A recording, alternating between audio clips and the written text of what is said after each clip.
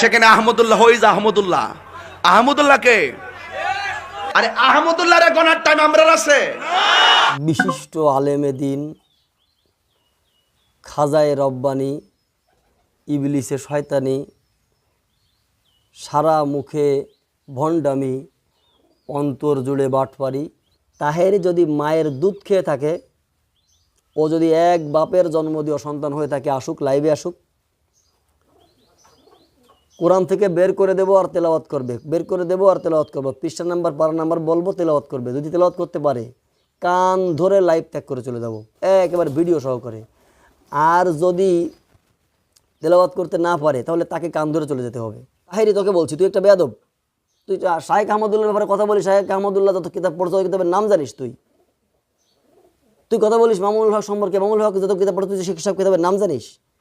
মামুনুল হক কত বছর বুখারী পড়ে, কত বছর মুসলিম পড়ে তুই